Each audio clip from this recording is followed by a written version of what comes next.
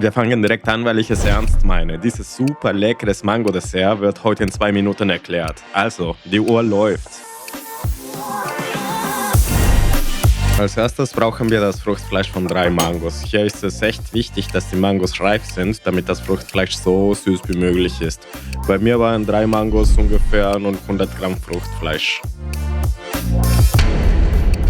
Damit sich unser Mango-Gelee gut von der Form trennen lässt, ist es wichtig, diese mit Öl einzufetten. Ich mache das am liebsten am Anfang, ansonsten ist mir schon mal passiert, dass ich es einfach vergessen habe. Anschließend rühre ich 60 Gramm Gelatine mit einer Tasse lauwarmes Wasser an und lasse die Gelatine kurz quellen, während ich weitermache.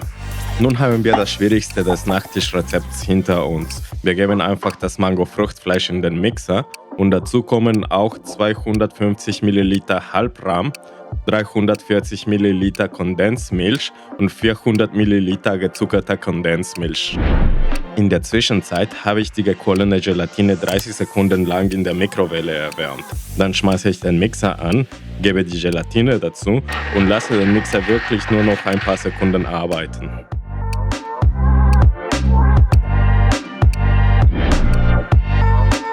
Nun gebe ich die Mischung in die Form und lasse diese im Kühlschrank, bis die Masse fest ist. Um das Gelee von der Form zu trennen, fülle ich einen größeren Behälter mit warmem Wasser und tauche die Form für etwa 15 bis 20 Sekunden darin ein.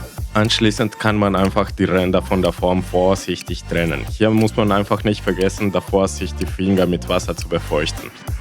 Das Stürzen ist gar nicht kompliziert. Bei Gelatine-Nachttischen, die gestürzt werden, sollte man mindestens das entsprechende zu 9 Blatt Gelatine verwenden. Mag sein, dass es an den Handschuhen lag, aber beim Problemen mit dem Abheben könnt ihr einfach Abhilfe mit ein paar Besteck schaffen.